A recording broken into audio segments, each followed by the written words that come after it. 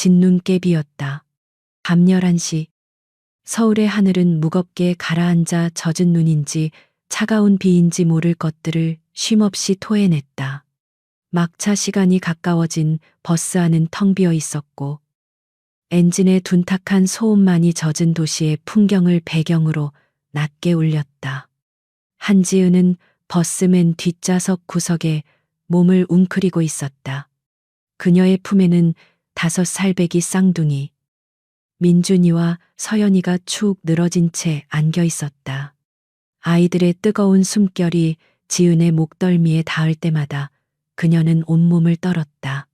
싸구려 패딩 점퍼는 이미 축축하게 젖어 있었지만 그보다 더 지독한 것은 그녀의 머리카락과 옷에 깊게 밴 고기 굽는 냄새였다. 마포의 한 고깃집에서 하루 10시간을 꼬박 불판을 닫고 서빙을 한 뒤였다. 아이들은 아침부터 미열이 있었다. 하지만 지은은 쉴 수 없었다. 하루라도 일을 빠지면 월세와 아이들의 어린이집 비용을 감당할 수 없었다. 그녀는 편의점에서 산 해열제를 아이들에게 억지로 먹이고 어린이집 원장에게 조금만이라도 돌봐달라고 사정을 한 뒤 일터로 향했다.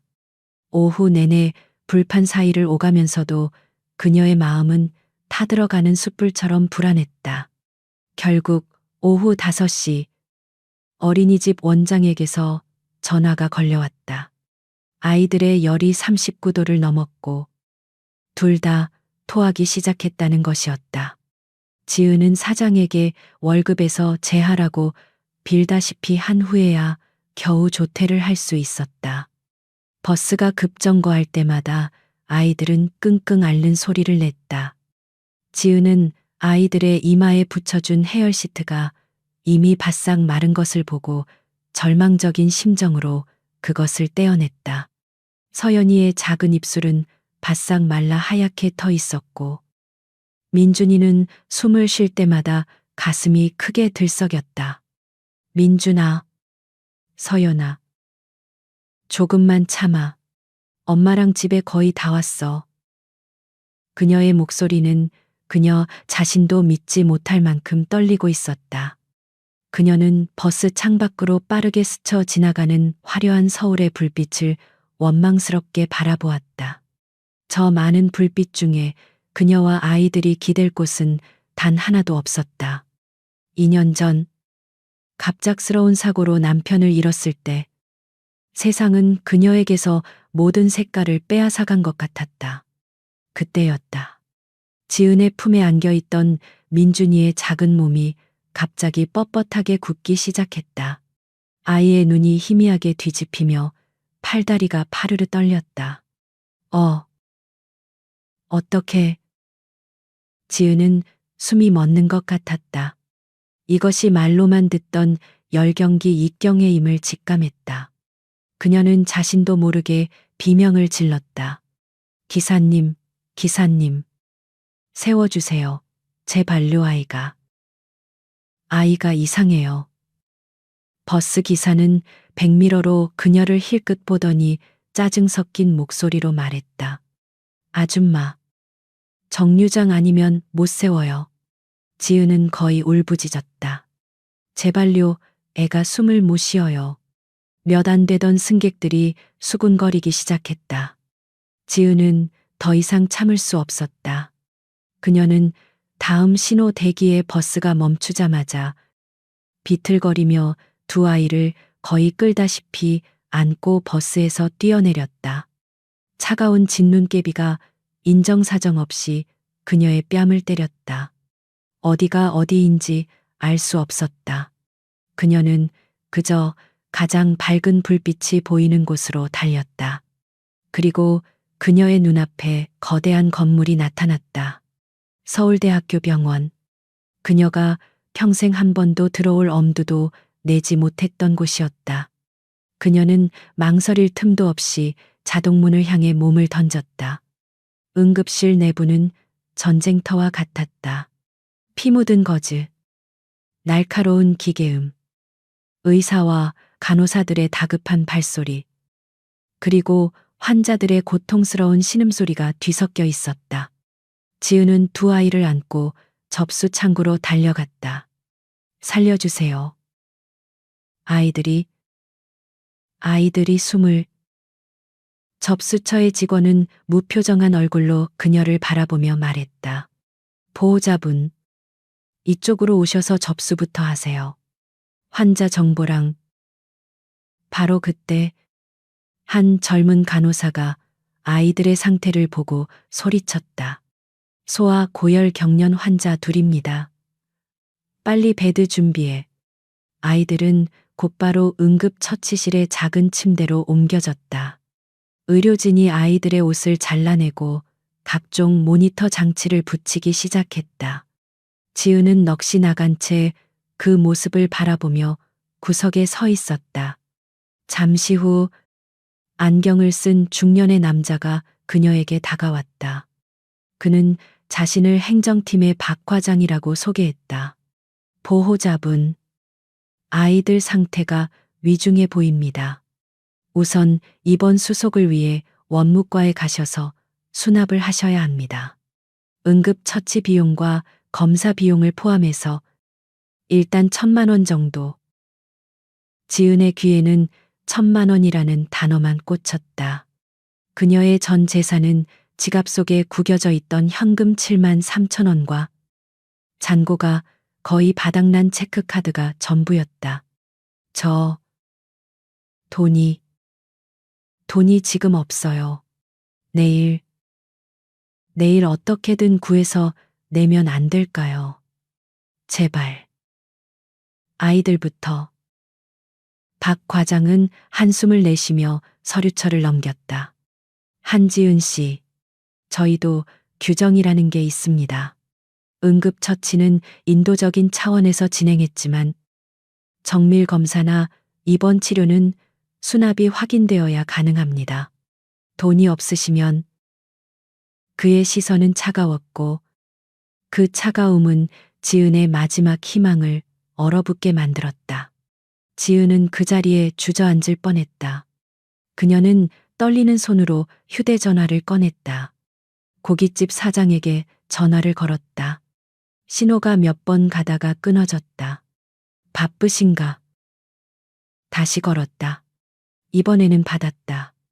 아, 한씨 또 무슨 일이야? 내일은 꼭 나올 거지. 지은은 울음을 참으며 말했다. 사장님, 죄송한데 돈 좀 빌려주실 수 있을까요?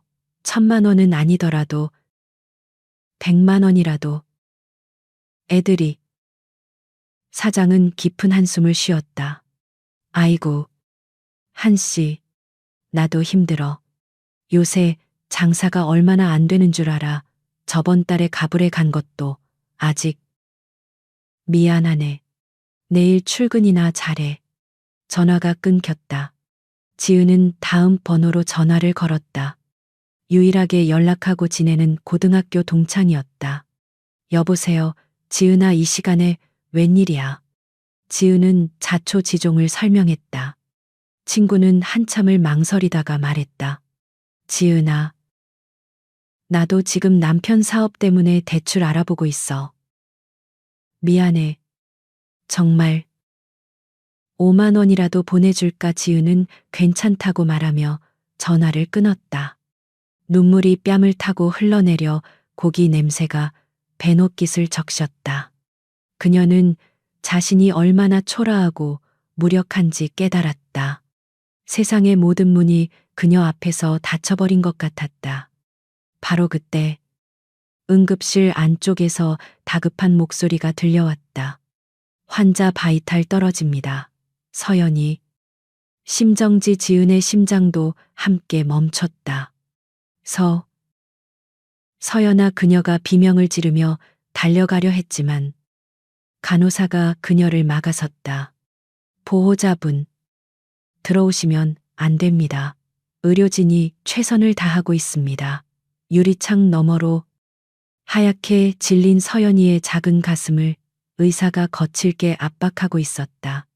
지은은 다리에 힘이 풀려 그 자리에 무너져 내렸다. 안 돼. 제발. 서연아, 엄마가 잘못했어. 제발. 그 모든 광경을 복도 끝 어두운 구석에서 한 노인이 지켜보고 있었다. 그는 값비싼 환자복이 아닌 병원에서 지급하는 평범한 환자복을 입고 있었고 낡은 담요를 무릎에 덮고 있었다. 그는 병원의 실소유주인 이재현 회장이었지만 그 순간 그는 그저 또 다른 환자에 불과했다. 그는 자신의 폐 상태를 확인하기 위해 CT 검사를 받고 결과를 기다리는 중이었다. 그는 지은의 절박한 통화를 들었고 지금 그녀의 처절한 무너짐을 보았다. 그의 무표정한 얼굴에 아주 희미한 파문이 일었다. 그는 40년 전 돈이 없어 아내의 수술을 애원하던 자신의 젊은 날을 떠올렸다. 박 과장은 지은의 곁으로 다가와 감정 없는 목소리로 말했. 한지은 씨, 유감입니다만 아이들 상태가 이렇다면 더더욱 지금 당장 수납을 하시거나 아니면 저희가 다른 국립병원으로 전원 조치를. 지은은 고개를 들 힘도 없었다. 그녀의 눈앞은 캄캄했다. 서울의 겨울밤은 그렇게 그녀에게 가장 잔인한 얼굴을 하고 있었다. 그녀는 두 손을 모아 바닥에 이마를 대고 속삭였다. 누구라도 좋으니까. 제발, 우리 아이들 좀 살려주세요. 지은의 절규는 응급실의 소음에 묻혔지만 그 처절함은 주변의 공기를 얼어붙게 만들었다. 제세동기 준비에 에피네프린 1마리지. IV 베테랑 의사로 보이는 이가 소리쳤다. 젊은 인턴이 서연이의 작은 가슴을 쉴 새 없이 압박하는 동안 간호사들은 분주하게 약물을 준비했다. 그 순간 행정팀 박 과장이 의사의 팔을 잡으려 했다. 선생님, 이 환자는 아직. 의사는 그를 매섭게 쏘아보며 손을 뿌리쳤다. 사람 목숨이 경각에 달렸는데 지금 규정이 문제여. 비켜요. 그의 외침은 단호했다. 박 과장은 굳은 얼굴로 한 발 물러섰지만 그의 눈은 지은을 향해 이 모든 비용은 당신 몫이라고 말하는 듯했다. 클리어 의사의 외침과 함께 서연이의 작은 몸이 공중으로 튀어올랐다. 모니터의 직선 그래프는 미동도 없었다. 다시 또 한 번의 충격. 지은은 차마 그 광경을 보지 못하고 두 손으로 얼굴을 감쌌다. 하지만 손가락 사이로 모든 것을 보고 있었다. 자신의 숨이 끊어지는 것만 같았다. 안 돼. 서연아. 엄마 여기 있어. 제발 눈 좀 떠봐. 그녀는 소리 없는 비명을 지르고 있었다. 다시 세 번째 충격이 가해졌다. 그 순간 기적처럼 모니터에서 삐 하는 약한 신호음이 잡히기 시작했다. 돌아왔다. 바이탈 체크에 의료진들이 일제히 움직였다. 하지만 안도할 틈도 없었다. 이쪽도 위험합니다. 옆 침대에 누워있던 민준이의 산소 포화도 수치가 급격히 떨어지고 있었다. 아이의 얼굴이 서연이처럼 파랗게 변하기 시작했다. 젠장. 둘 다 상태가 너무 안 좋아. 소아 중환자실 PICU에 연락해 베드 2개 당장 필요하다고 응급실 과장이 수화기를 집어들고 고함을 질렀다.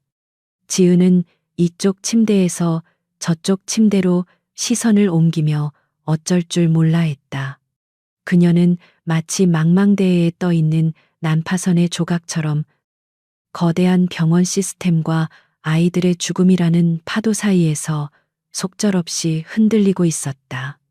그녀가 할 수 있는 일은 두 손을 모으고 신을 찾는 것뿐이었지만 과연 신이 이런 곳에 있을까 의문이 들었다.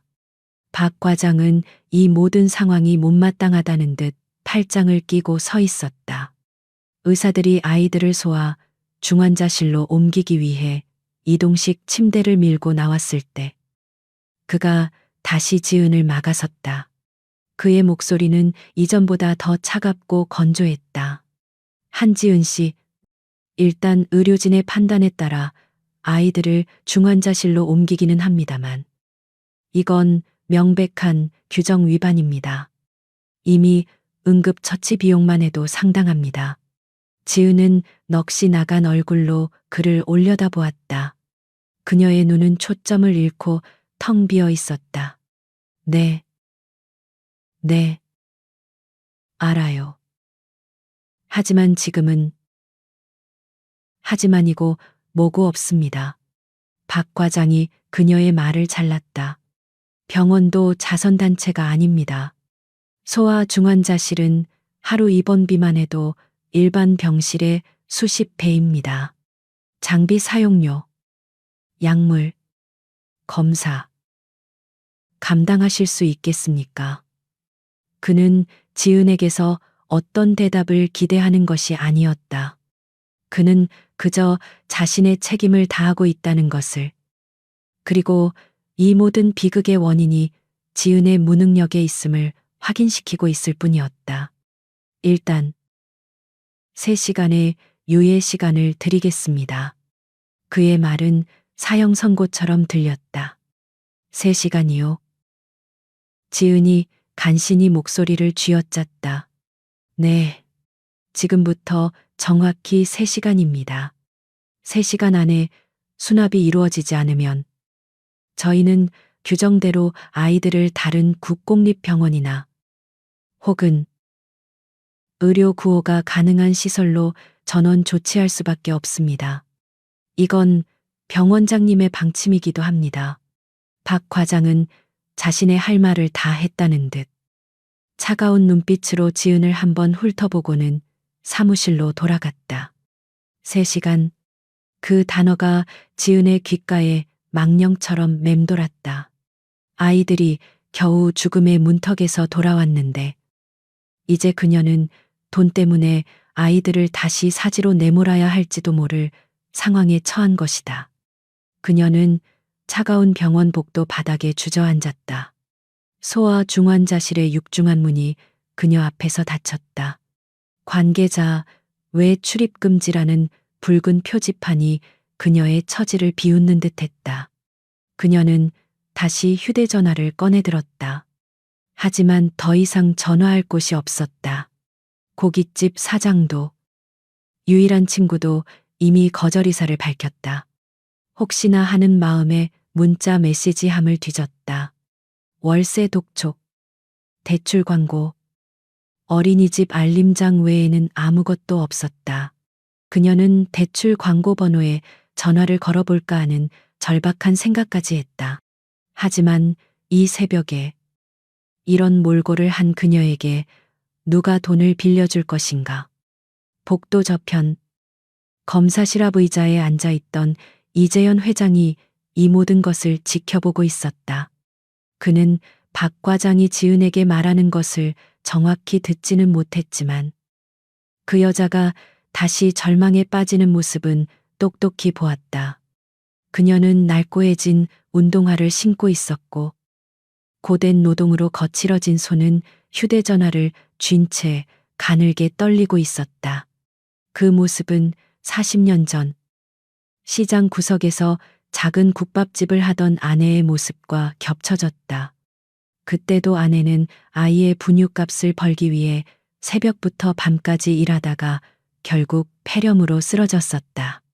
그는 돈이 없어 아내를 동네 의원에조차 데려가지 못했던 자신의 무력했던 과거를 떠올렸다.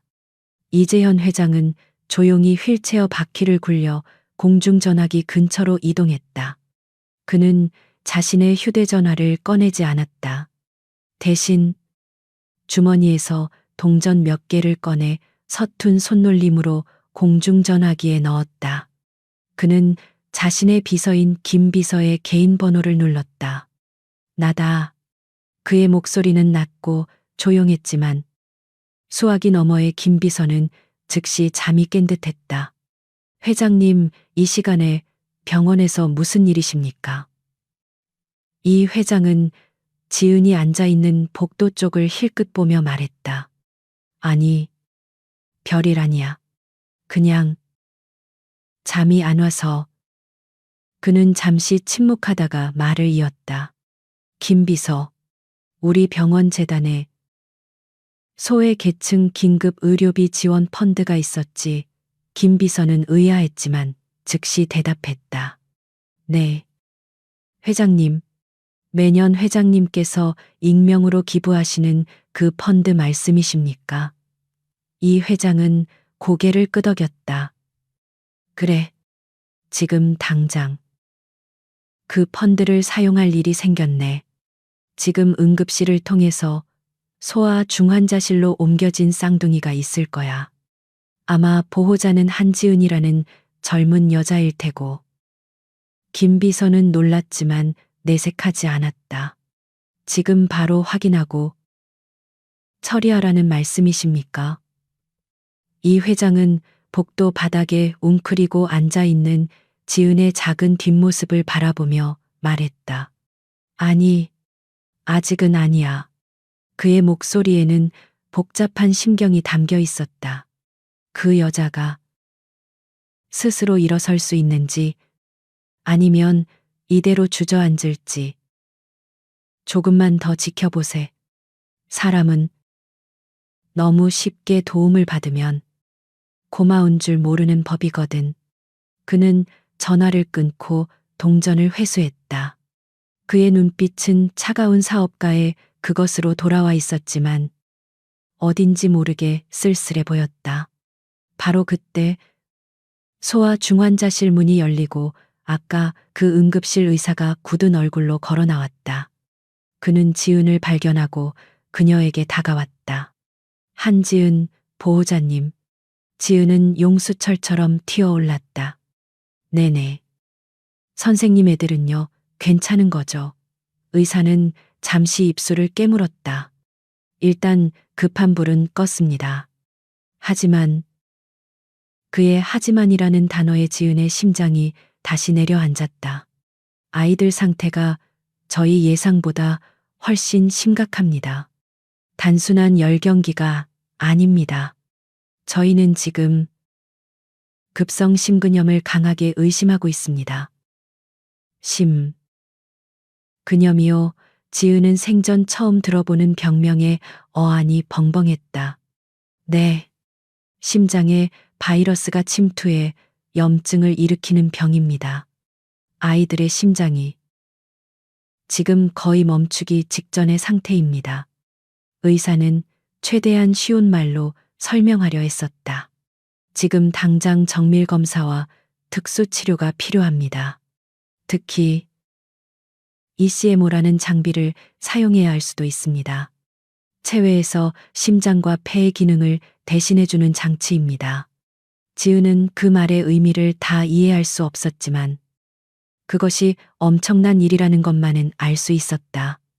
의사는 그녀의 어깨를 가볍게 두드렸다. 어머님이 마음을 단단히 먹으셔야 합니다.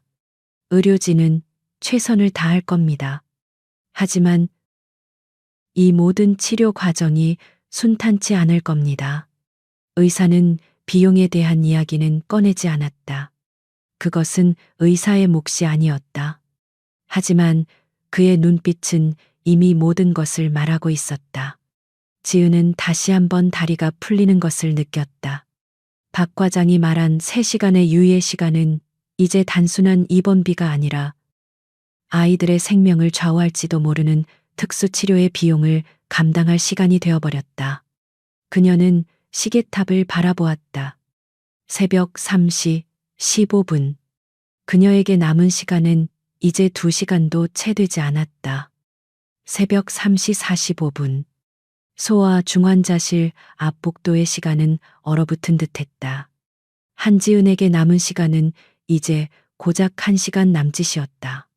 박 과장이 선고한 3시간이라는 유예는 그녀의 목을 조르는 올가미처럼 시시각각 좁혀져 왔다. 급성 심근염, 에크모, 의사가 말한 낯선 단어들이 그녀의 머릿속을 유령처럼 떠다녔다. 그녀는 그것이 무엇인지 정확히 몰랐지만 그것이 돈이 없으면 불가능한 아이들의 마지막 희망이라는 것은 본능적으로 알 수 있었다. 그녀는 차가운 복도벽에 이마를 기댄 채 떨리는 손으로 다시 휴대전화를 움켜쥐었다. 액정에는 그녀가 외면했던 대출 광고 스팸 문자들이 가득했다. 당일 승인, 신용 불량자 가능, 여성 우대. 평소라면 쳐다보지도 않았을 그 글자들이 지금은 유일한 동아줄처럼 보였다. 그녀는 그중 가장 그럴듯해 보이는 번호 하나를 눌렀다. 신호음이 몇 번 가기도 전에 잠에 취했지만 기묘하게 상냥한 남자의 목소리가 들려왔다. 네. 고객님. 한밤중에 무슨 일이십니까? 지은은 목이 메어 간신히 입을 열었다. 저, 돈이 급하게 필요한데요. 남자는 즉시 사무적인 톤으로 바뀌었다. 그러시군요. 필요하신 금액은요, 1,000만 원. 아니, 그 이상이라도. 직업은 있으시고요. 사대보험은 지은은 망설였다. 고깃집에서 서빙, 아르바이트를. 수화기 저편에서 짧은 실소가 터져 나왔다. 고객님, 저희도 담보나 확실한 직장이 없으면. 이 새벽에 장난 전화하신 거 아니죠? 지은이 무어라 대답하기도 전에 남자는 에이, 시간 알게 라는 욕설과 함께 전화를 끊어버렸다. 내생 뚜 무기질의 신호음이 그녀의 마지막 남은 자존심을 산산조각 냈다. 그녀는 허물어지듯 바닥에 주저앉았다. 눈물이 나오지도 않았다. 너무 절박하면 눈물마저 마르는 모양이었다. 그녀는 주소록을 미친 듯이 뒤졌다. 더 이상 전화할 친구도 지인도 없었다. 그때 시어머니라는 이름이 눈에 들어왔다. 2년 전 남편의 장례식에서 네가 내 아들 잡아먹었다고 소리치던 그 얼굴이 떠올랐다. 그 이후로 단 한 번도 연락한 적이 없었다. 하지만 지금은 아이들이 죽어가고 있었다. 그녀는 염치도 체면도 버리고 통화 버튼을 눌렀다. 깊은 밤, 긴 신호음 끝에 잠에 잔뜩 잠긴 목소리가 들려왔다. 누구야? 어머님. 저, 지은이에요. 수화기 너머의 침묵은 몇 초간 이어졌다. 그 침묵은 얼음장보다 차가웠다. 이 시간에 무슨 낯짝으로 전화를 해. 시어머니의 목소리는 즉각 날카로워졌다. 지은은 울음을 터뜨리며 매달렸다. 어머님, 죄송해요. 하지만 민준이랑 서연이가 애들이 지금 병원에서 죽어가요. 심장이. 제발 돈 좀 빌려주세요. 어머님 손주들이잖아요. 그녀는 필사적으로 애원했다. 하지만 돌아온 대답은 그녀의 심장을 꿰뚫는 비수였다. 손주네 아들이 죽었을 때 이미 끝난 인연이야. 어디서 감히 내 손주를 입에 올려. 애들이 아픈 것도 다 내년 팔자가 사나워서. 그런 게야. 다시는 이 번호로 전화하지 마. 전화가 거칠게 끊겼다. 지은은 휴대전화를 손에 쥔 채 망연자실했다. 세상에 완벽하게 혼자 남겨졌다는 감각. 그것은 단순한 외로움이 아니라 살을 애는 듯한 고통이었다. 그녀는 이제 정말로 끝이라고 생각했다. 그녀가 포기해서가 아니라 그녀에게 주어진 선택지가 더 이상 없었다. 그녀는 텅 빈 눈으로 중환자실 문만 바라보았다. 민준아, 서연아, 엄마가 엄마가 미안해. 그녀는 아이들에게 마지막 인사를 건넬 준비를 해야 할지도 모른다고 생각했다. 그때 아까 그 젊은 인턴 의사가 다급한 걸음으로 복도를 지나가다 그녀를 발견했다. 그는 지은의 넋이 나간 모습을 보고 멈춰 섰다. 보호자님 이러고 계시면 어떡합니까? 그의 목소리에는 질책과 안타까움이 섞여 있었다. 지금 아이들 심장 기능이 계속 떨어지고 있습니다. 교수님께서 지금 당장 ECMO 시술을 준비해야 한다고. 보호자님 결정이 빨리 필요합니다. 시간이 없어요. 인턴의 다급한 외침이 지은의 의식을 현실로 끌어당겼다. 결정. 그렇다. 그녀가 무언가를 결정해야 했다. 그녀는 비틀거리며 일어섰다. 그녀의 눈에 다시 희미한 불씨가 살아났다. 그녀는 원무과 사무실을 향해 뛰기 시작했다. 돈이 없다고 포기할 수는 없었다. 빌 수 없다면 꿇어앉아서라도 얻어내야 했다. 원무가 사무실 문을 열었을 때 박 과장은 마침 전화를 하고 있었다. 그의 표정은 여전히 무감각했다. 네. 서울의료원이죠. 지금 저희 응급실에 소아 환자 2명이 있는데. 네. 보호자 형편이 좀. 전원 조치 가능한지. 지은은 그 말을 듣는 순간 이성이 끊어졌다. 안 돼요. 전원 안 돼요. 그녀가 고함을 지르며 사무실로 뛰어들었다. 박 과장은 놀라지도 않고 수화기를 잠시 막은 채 그녀를 쳐다보았다. 한지은 씨, 공무 집행 중입니다. 나가주세요. 못 나가요. 내보내지 마세요. 제발요. 지은은 그의 책상 앞에 무릎을 꿇었다. 그녀는 차가운 대리석 바닥에 이마를 찧었다. 과장님, 제가 잘못했어요. 돈 없는 거. 다 제 잘못이에요. 하지만 애들은 무슨 죄가 있어요. 제발. 제가 뭐든지 다 할게요. 제발 시술부터 시작해 주세요. 그녀는 흐느끼며 말했다. 제가 평생 이 병원에서 청소라도 하면서 갚을게요. 아니, 다음 생까지, 그 다음 생까지 갚을게요. 제발. 그녀의 어깨가 가늘게 떨렸다. 박 과장은 전화를 마저 끊고는 깊은 한숨을 내쉬었다. 그의 눈에는 동정심이 아닌 귀찮음이 가득했다.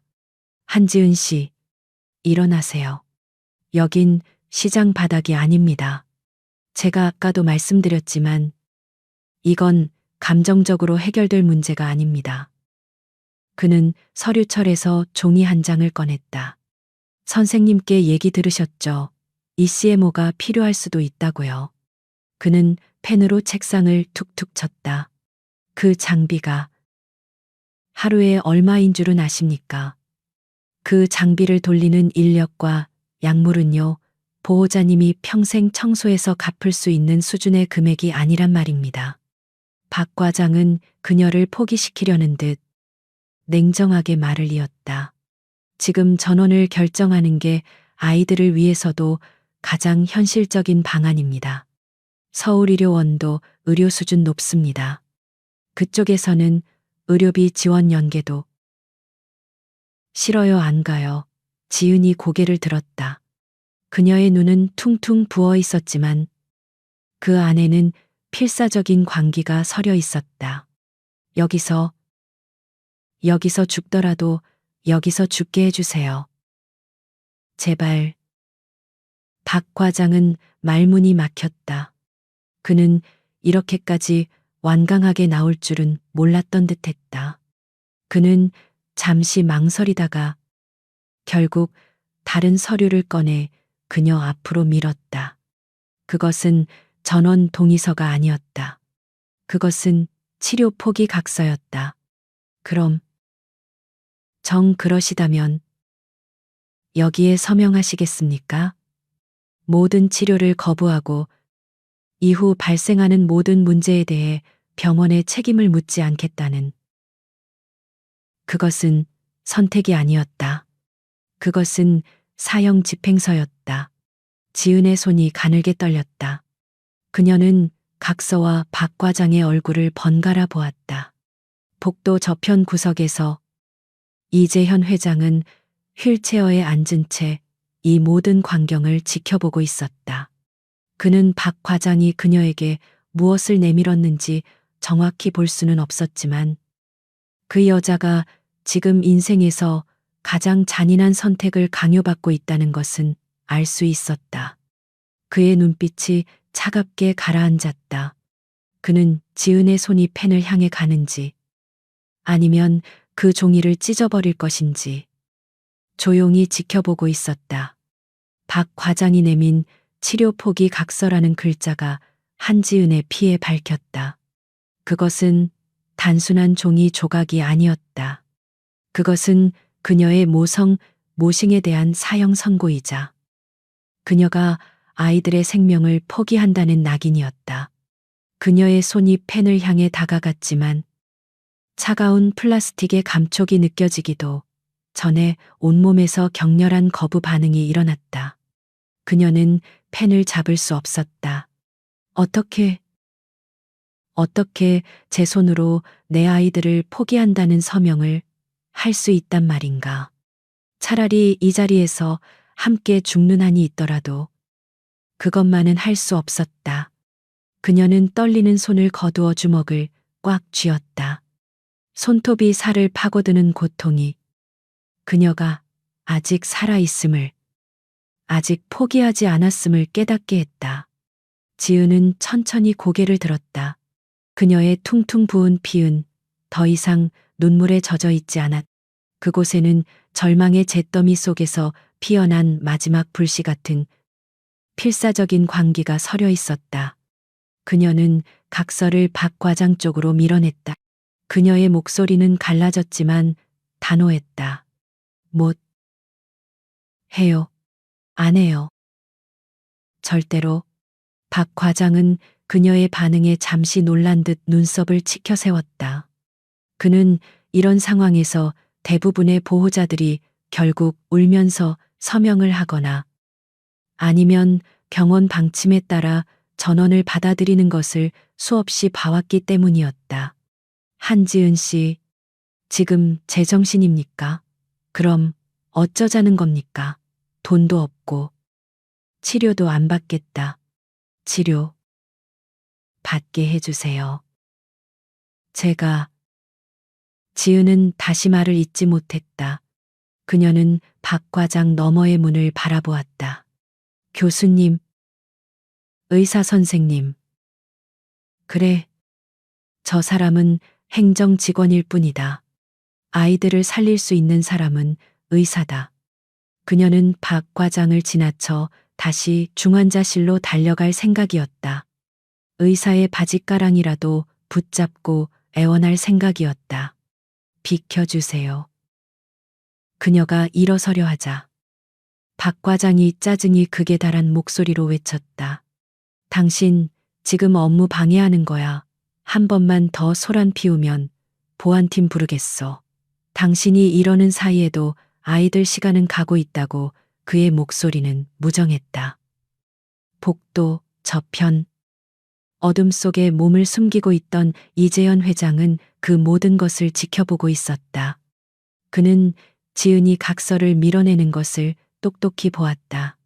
그녀는 무너지지 않았다. 희망이 없는 절벽 끝에서도 그녀는 스스로 뛰어내리는 대신 버티는 것을 선택했다. 그것이었다. 이 회장이 기다렸던 것은 돈으로 살 수 없는 인간의 마지막 존엄성이었다. 그는 더 이상 지켜볼 필요가 없다고 판단했다. 그는 휠체어를 돌려 아무도 보지 않는 복도 구석, 비상구의 희미한 불빛이 새어나오는 곳으로 향했다. 그는 주머니에서 병원 환자복과는 어울리지 않는 최신형 스마트폰을 꺼냈다. 김 비서의 직통번호였다. 나다. 이번에는 망설임이 없었다. 김 비서는 즉각 응답했다. 네. 회장님, 아까 말한 그 펀드, 지금 당장 집행하게. 이 회장의 목소리는 차갑고 낮게 가라앉아 있었다. 서울대병원 사회사업팀 공식 루트를 통해서 진행해 병원장에게도 언지를 주고 그 행정팀 박 과장이라는 자, 그 자에게 병원장이 직접 연락하도록 하게. 규정 운운하며 선을 넘고 있어. 김 비서는 회장의 목소리에 담긴 분노를 감지했다. 알겠습니다. 회장님, 지원 규모는 어느 정도로? 이 회장은 중환자실 문을 바라보며 말했다. 전액, 아이들이 건강하게 태어날 때까지 필요한 모든 비용. 그리고 그는 잠시 말을 멈췄다.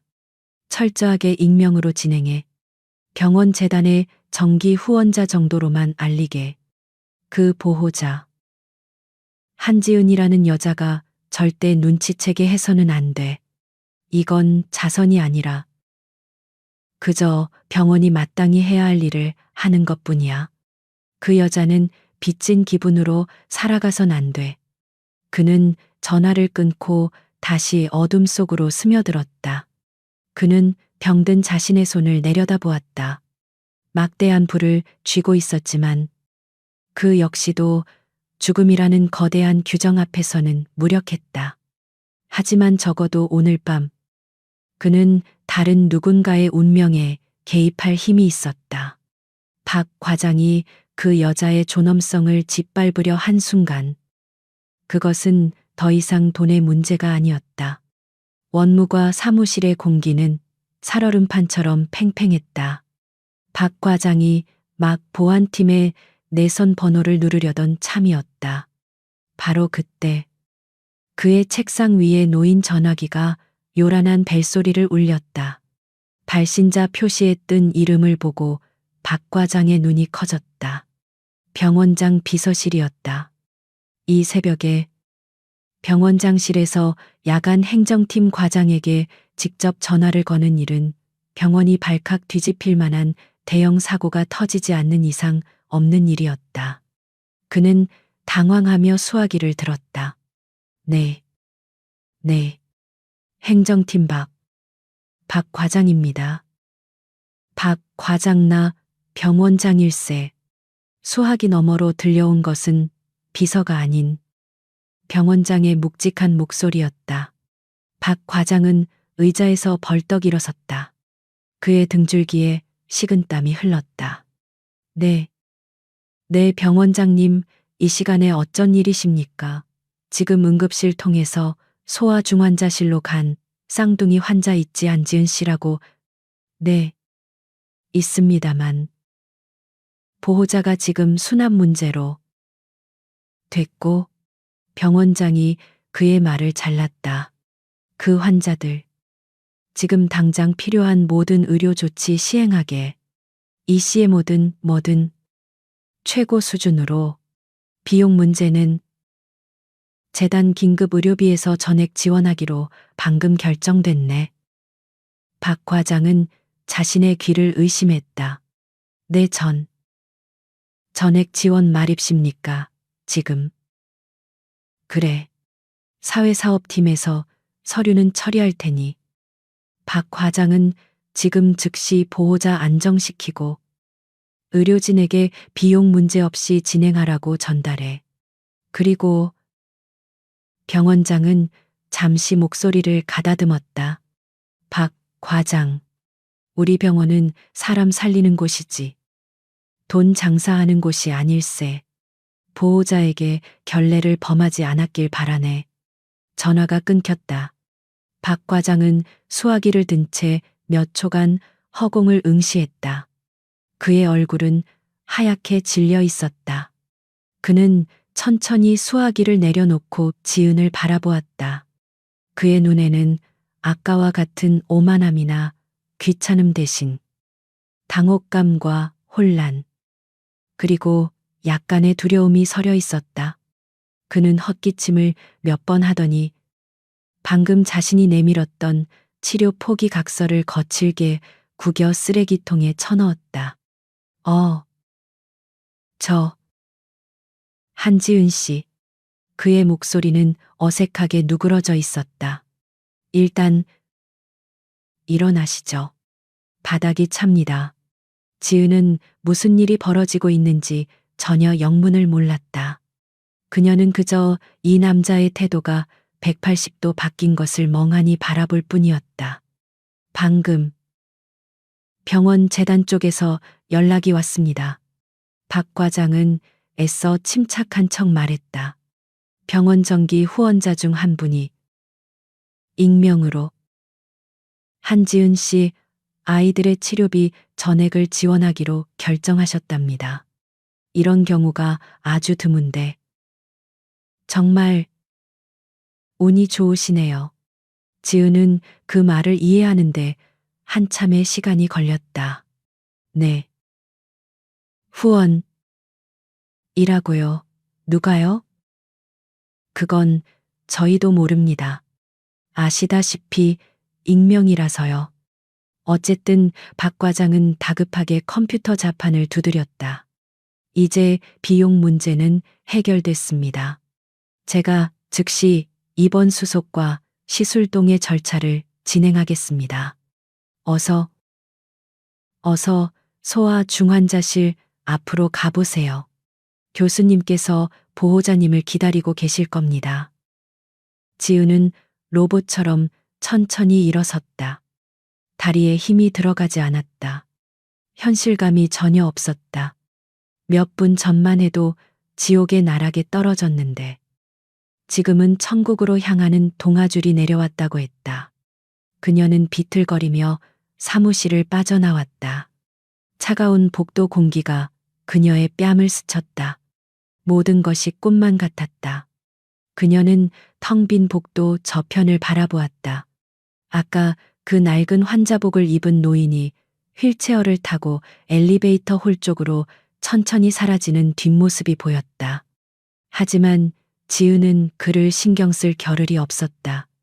그녀의 머릿속은 오직 치료비를 지원받았다는 사실과 아이들을 살릴 수 있다는 희미한 희망으로 가득 차 있었다. 한지은은 원무과 사무실에서 소아중환자실 PICU로 돌아오는 몇십 미터의 복도를 어떻게 걸어왔는지 기억하지 못했다. 그녀의 발은 차가운 대리석 바닥을 밟고 있었지만 마치 구름 위를 걷는 것처럼 현실감이 없었다. 익명의 후원자, 치료비 전액 지원, 박 과장의 목소리가 머릿속에서 메아리 쳤지만 그 단어들은 마치 낯선 외국어처럼 뇌리에 밝히지 않고 튕겨져 나갔다. 몇 분 전까지만 해도 그녀는 아이들의 죽음 혹은 자신의 영혼을 포기해야 하는 서류 앞에서 무릎 꿇고 있었다. 그런데 지금 모든 것이 해결되었다고 했다. 이 거대한 병원, 그 차갑던 규정의 벽이 단 한 사람의 보이지 않는 손길에 의해 무너져 내렸다는 사실을 그녀는 도저히 믿을 수가 없었다. 그녀가 중환자실 문 앞에 넋이 나간 채 서 있자 안에서 문이 열리고 아까 그 젊은 인턴 의사와 함께 중년의 한 남자가 나왔다. 그는 인턴과는 비교도 안 될 정도의 깊은 피로와 카리스마를 동시에 지니고 있었다. 그의 수술복 모자 밑으로 희끗희끗한 머리카락이 보였고 두꺼운 안경 너머의 눈은 밤샘 수술로 붉게 충혈되어 있었다. 그가 바로 이 병원 소아 흉부외과의 최고 권위자인 김영훈 교수였다. 그는 지은의 몰골을 위아래로 훑어보지도 그녀의 형편을 묻지도 않았다. 그는 그저 의사로서 환자의 보호자를 대할 뿐이었다. 한지은 보호자님 되십니까? 아이들 상태에 대해 설명드릴 게 있습니다. 김 교수는 지은을 중환자실 옆 작은 상담실로 이끌었다. 방 안에는 책상 하나와 의자 몇 개가 전부였다. 그는 컴퓨터 모니터를 켠 뒤 검은 바탕에 하얗게 명암이 드러나는 아이들의 심장 초음파 영상을 띄웠다. 설명 들으셨겠지만 급성 심근염입니다. 매우 이례적이고 매우 치명적입니다. 그는 영상을 가리켰다. 보시다시피 민준이와 서연이 둘 다 심장 기능이 거의 정지 상태입니다. 이쪽이 정상 심장의 수축인데 아이들 심장은 거의 움직이지 않고 있어요. 이건 약물로는 더 이상 버틸 수 없다는 뜻입니다. 지은은 그저 고개만 끄덕였다. 그녀는 지금 이 순간 돈 걱정을 하지 않고 오직 아이들의 상태에만 집중할 수 있다는 사실이 낯설기까지 했다. 김 교수는 서류 몇 장을 꺼냈다. 그것은 박 과장이 내밀었던 그 끔찍한 각서가 아니었다.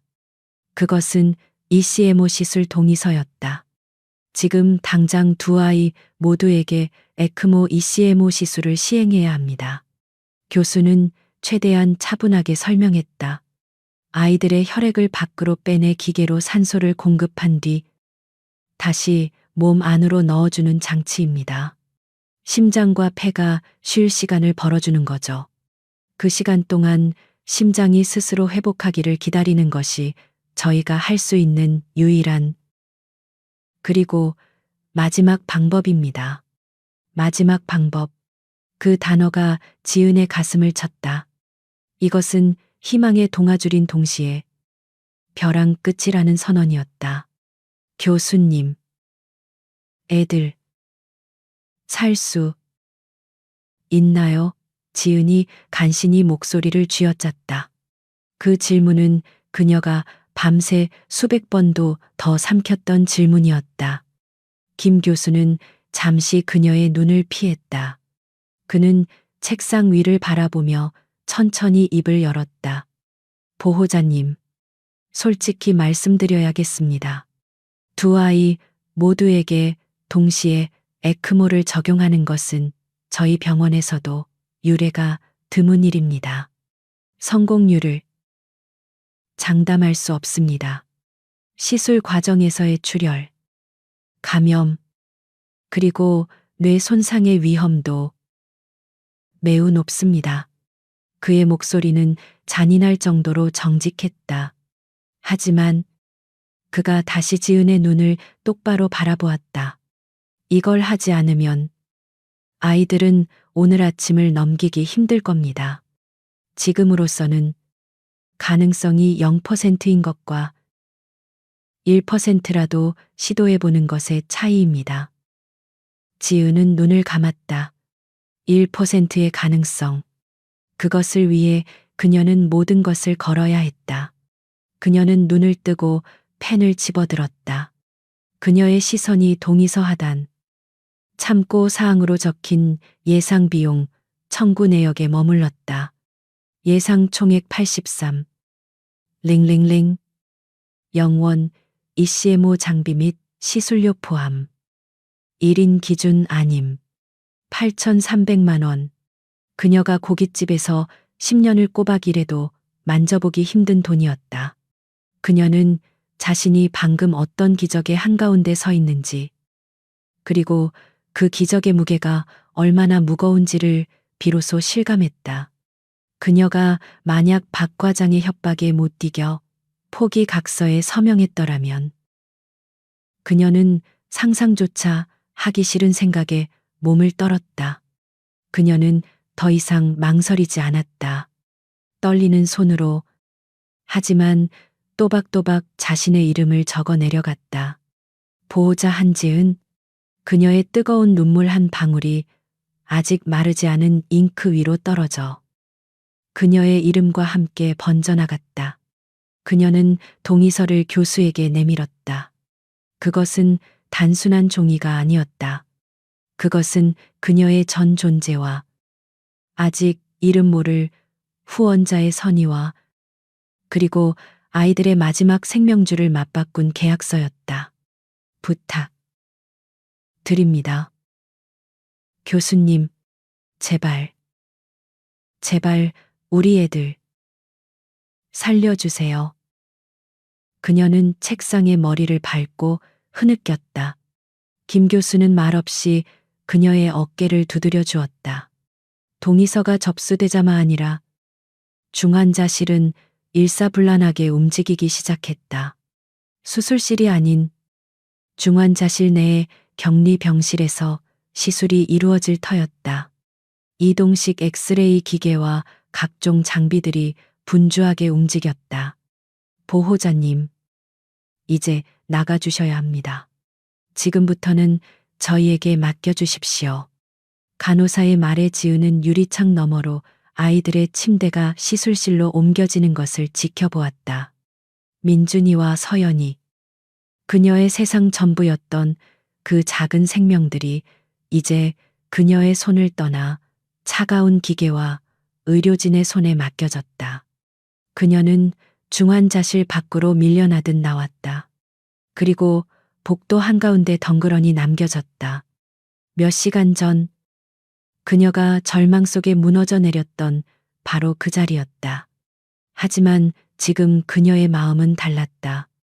여전히 두렵고 여전히 가슴이 찢어질 것 같았지만 더 이상 절망적이지는 않았다. 그녀는 차가운 벽에 등을 기댔다.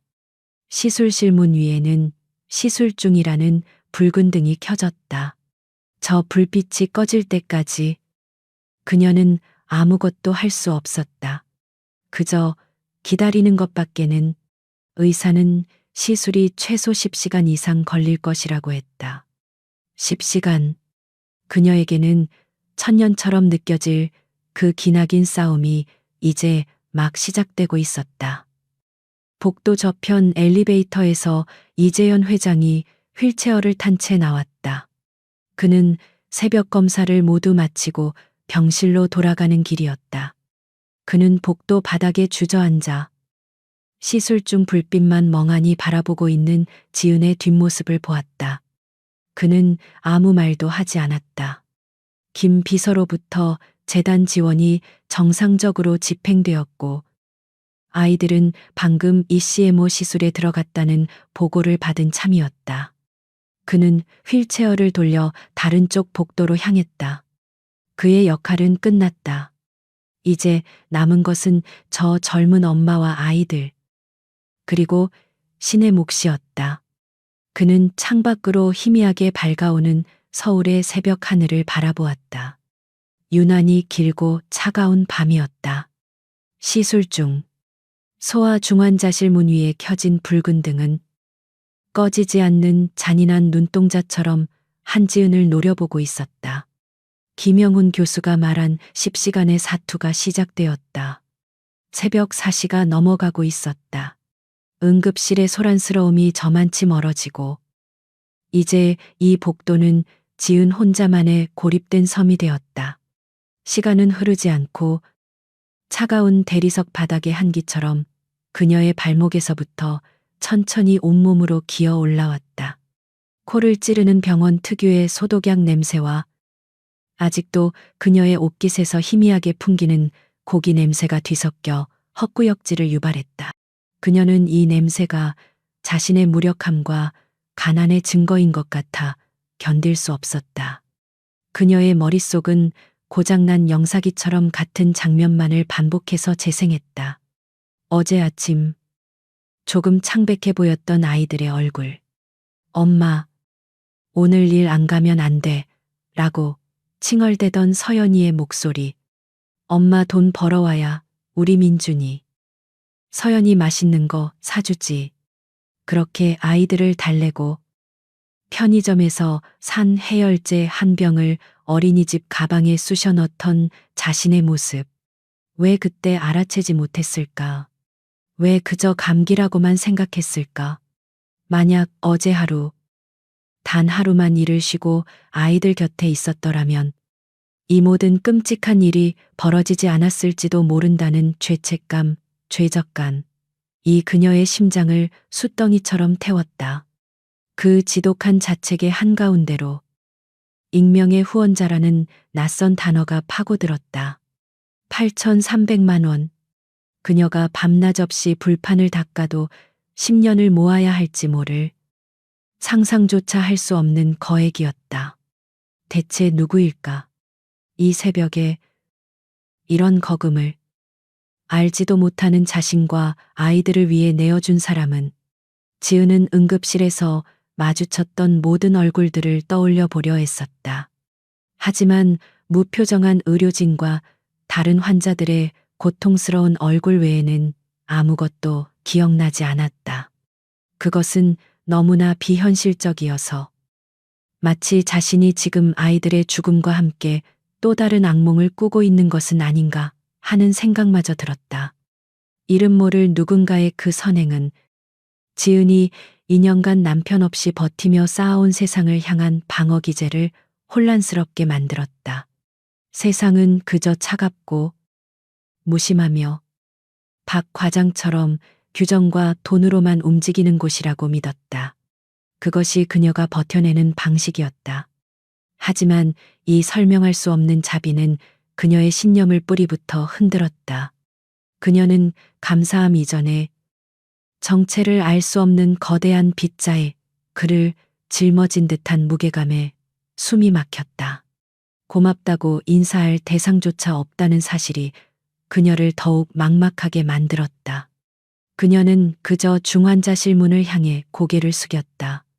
보이지 않는 그 누군가에게, 그리고 아이들을 위해 싸우고 있을 의료진에게 그녀가 할 수 있는 유일한 일이었다. 같은 시각, 병원의 가장 높은 층, 한강이 내려다 보이는 VIP 병동에서 이재현 회장도 창밖을 바라보고 있었다. 그 역시 밤을 꼬박 새운 참이었다. 그가 기다리는 것은 시술 중 불빛이 아니었다. 그는 자신의 폐 조직 검사 결과를 기다리고 있었다. 막대한 불을 일궜지만 죽음의 그림자 앞에서는 그 역시 복도에 주저앉은 지은과 다를 바 없는 무력한 환자일 뿐이었다. 김 비서가 조용히 들어와 따뜻한 차를 건넸다. 회장님, 재단 이사회를 통해 긴급 지원건 서류상으로 완벽하게 처리되었습니다. 정기 익명 기부자의 특별 지정 기부 항목으로 분류되어 병원장 외에는 아무도 자금의 출처를 알 수 없습니다. 이 회장은 차를 한 모금 마셨다. 그는 김 비서의 보고에 대답하는 대신 창밖을 보며 혼잣말처럼 중얼거렸다. 김 비서, 40년 전에 말이야. 내가 아내를 잃었을 때, 그때도 저렇게 해가 떴지. 돈이 없어서 수술 한 번 못 해보고, 그 여자가 내 손을 잡고 괜찮다고 했는데, 하나도 괜찮지가 않았어. 그의 목소리는 쓴맛이 났다. 그는 지은을 구한 것이 아니었다. 그는 돈이 없어 아내를 떠나보내야 했던 40년 전에 무력한 자신을 구원하고 싶었는지도 모른다. 그는 박 과장에게서 자신의 과거를 가로막았던 그 거대하고 무정한 시스템의 얼굴을 보았다. 그가 익명을 고집한 것은 단순한 겸손 때문이 아니었다. 그는 받는 것의 무게를 누구보다 잘 알았다. 만약 지은이 그가 누구인지 알게 된다면 감사의 마음은 곧 굴욕적인 부채감이 될 터였다. 그는 그녀가 누군가에게 기댄 채 살아가는 것을 원치 않았다. 그녀는 스스로 일어서야 했다. 이 지원은 시의 시외가 아니라 그녀가 다시 일어설 수 있도록 발밑에 장애물을 치워준 것뿐이어야 했다. 그것이 그가 40년간 지켜온 철칙이었다. 그는 자신의 수액이 떨어지는 것을 물끄러미 바라보았다. 자신의 수조원 재산도 저 폐 속의 암세포 하나를 마음대로 하지 못했다. 어쩌면 오늘 그가 한 일은 돈으로 살 수 없는 생명에 대한 마지막 투자였을지도 모른다. 시간은 지옥처럼 더디게 흘러갔다.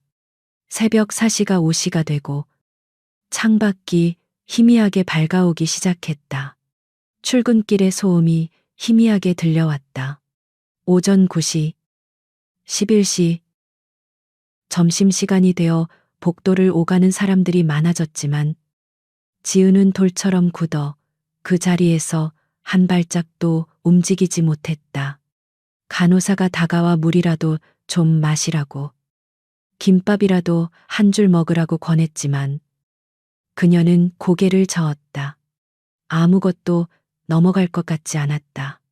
그녀의 모든 신경은 오직 저 붉은 불빛 하나에 집중되어 있었다.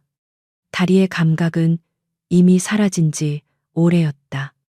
오후 2시, 그녀가 병원에 도착한 지 15시간이 지났고 시술이 시작된 지 정확히 10시간이 흘렀다.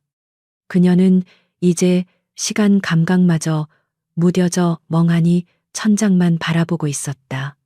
바로 그때였다. 그녀의 눈동자 한 구석을 차지하고 있던 시술 중의 붉은 등이 툭 하고 꺼졌다. 지은은 심장이 멎는 것 같았다. 좋은 신호일까? 나쁜 신호일까? 그녀는 감히 상상할 수 없었다. 몇 초 후 육중한 중환자실 문이 끼익 소리를 내며 열렸다. 땀에 젖은 수술복을 입은 김영훈 교수가 마스크를 턱에 걸친 채 걸어 나왔다. 그의 얼굴은 극도의 피로로 창백했다. 지은은 벽을 짚고 비틀거리며 일어섰다. 다리가 풀려 그대로 주저앉을 뻔했다. 교수님. 애들은요. 그녀의 목소리가 짐승의 울음소리처럼 갈라져 나왔다. 김 교수는 그녀의 눈을 똑바로 바라보았다. 그의 지친 눈에는 어떤 감정도 익히지 않았다. 그는 깊은 숨을 내쉬었다. 시술은 끝났습니다. 두 아이 모두에게 에크모 장착을 완료했습니다. 일단 기계는 정상적으로 작동하고 있습니다. 지은은 그 말의 의미를 바로 이해하지 못했다. 그럼 산 거예요. 김 교수는 고개를 저었다. 아직 안심할 단계가 아닙니다. 그의 목소리는 냉정할 정도로 침착했다. 기계가 아이들의 생명을 대신 붙들고 있는 것 뿐입니다. 지금부터 72시간. 이 사흘이 아이들의 심장이 스스로 다시 뛸 수 있느냐를 결정하는 마지막 고비입니다. 이 고비를 넘기지 못하면 그는 말을 아꼈다. 하지만 지은은 알아들었다. 성공이라는 말은 없었다. 그저 끝났다는 말뿐이었다. 하지만 그것만으로도 충분했다. 적어도 실패했다는 말은 아니었으니까. 지은은 그 자리에 무너져 내렸다. 하지만 이번에는 절망 때문이 아니었다. 그녀를 버티게 했던 마지막 긴장의 끈이 끊어졌기 때문이었다. 간호사가 달려와 그녀를 부축했다. 보호자님, 정신 차리세요. 감사합니다. 감사합니다. 그녀는 그 말만 반복하며 바닥에 이마를 대고 울었다. 김 교수는 지친 눈으로 그 모습을 바라보다 간호사에게 지시했다. 보호자분, 1분만 면회창으로 아이들 보게 해주세요. 지은은 간호사의 부축을 받아 유리창 앞으로 다가갔다. 그리고 그 안의 광경을 보고 숨을 멈췄다. 그녀의 작고 사랑스러운 민준이와 서연이는 온갖 종류의 튜브와 전선에 둘러싸인 채 거대한 기계의 일부가 되어 누워 있었다. 아이들의 가슴은 열려 있지 않았지만 굵은 관이 아이들의 목과 다리를 통해 몸 밖의 기계와 연결되어 있었다. 기계 안에서 아이들의 검붉은 피가 소용돌이치며 돌고 있었다. 그것은 생명을 유지하는 숭고한 광경이라기보다 처절하고 무서운 광경이었다. 하지만 지은은 울지 않았다. 그녀는 차가운 유리에 손을 짚었다. 민준아, 서연아, 엄마 여기 있어. 잘 싸워주고 있어. 조금만 더, 조금만 더 힘내자. 그녀의 싸움은 끝난 것이 아니었다. 그것은 이제부터가 진짜 시작이었다. 시간은 이제 핏물이 빠진 거즈처럼 더디고 무겁게 흘러갔다. 소아 중환자실 앞 복도는 한지은의 새로운 집이 되었다. 그녀는 딱딱하고 차가운 플라스틱 의자에 웅크린 채 유리창 너머로 보이는 두 아이의 작은 침대를 하염없이 바라보았다. 아이들은 이제 그녀의 아이들이라기보다 복잡한 기계의 일부처럼 보였다. 민준이와 서연이의 몸에서 나온 굵은 튜브들은 붉은 피를 실어 날랐고 ECMO 기계는 씩씩거리는 기계음을 내며 24시간 내내 그들의 심장과 폐를 대신했다. 72시간. 김영훈 교수가 선고한 그 시간은 그녀에게 남은 생의 전부처럼 느껴졌다. 그 사흘 안에 아이들의 심장이 스스로 기적을 만들어내지 못하면 저 기계가 멈추는 순간 아이들의 생명도 끝이었다. 밤낮의 경계는 무의미해졌다. 교대 근무를 하는 간호사들의 분주한 발소리와 정해진 시간에 울리는 병원 내 안내 방송만이 시간의 흐름을 희미하게 알려줄 뿐이었다. 지우는 먹지도 자지도 않았다. 간호사들이 안타까운 표정으로 다가와 종이컵에 담긴 따뜻한 물이나 믹스 커피를 건네곤 했다. 보호자님, 이러다 쓰러지세요. 뭐라도 좀 드셔야. 지은은 그저 고개를 저었다. 무언가를 삼킨다는 행위 자체가 지금 기계에 의존해 겨우 숨만 붙어 있는 아이들에 대한 배신처럼 느껴졌다. 그녀의 모든 감각은 유리창 너머 모니터에 떠 있는 숫자들에 고정되어 있었다. 산소 포화도, 혈압, 심박수. 그 숫자 하나하나가 그녀의 천국과 지옥을 오갔다. 첫째 날이 지났다. 아무런 변화가 없었다. 그것은 좋은 소식도 나쁜 소식도 아니었다. 그저 기계가 아이들을 붙들고 있다는 뜻이었다. 둘째, 날이 밝았다. 지은의 몰골은 말이 아니었다. 이틀간 씻지 못한 머리는 기름져 떡이 졌고 고기 냄새가 배노쓴 땀과 병원 냄새에 절어 역겨운 기운을 풍겼다. 그녀의 눈은 핏발이 서서 토끼눈처럼 붉었고 입술은 바싹 말라 피딱지가 앉았다. 그녀는 자신이 인간이라기보다 아이들의 생명줄에 매달린 그림자 같다고 생각했다. 그 처절한 기다림 속에서 익명의 후원자라는 존재는 망령처럼 그녀의 곁을 맴돌았다. 대체 누구일까? 8,300만 원. 그녀는 그 숫자의 무게를 감당할 수 없었다. 이틀 동안 그녀는 박 과장을 찾아가 다시 한번 물어보려 했지만 그는 규정상 절대 알려줄 수 없다는 말만 기계처럼 반복할 뿐이었다. 그녀는 이 거대한 선의 산이가 두려웠다. 그것은 그녀가 평생 짊어지고 가야 할 빚이었다. 만약 아이들이 잘못되기라도 한다면 그녀는 이 빚을 어떻게 감당해야 할까? 아이들을 살려낸다 해도 그녀는 과연 이 은혜를 갚으며 당당하게 살아갈 수 있을까? 감사의 마음은 이미 혼란과 공포, 그리고 알 수 없는 부채감으로 변질되어 그녀를 짓누르고 있었다.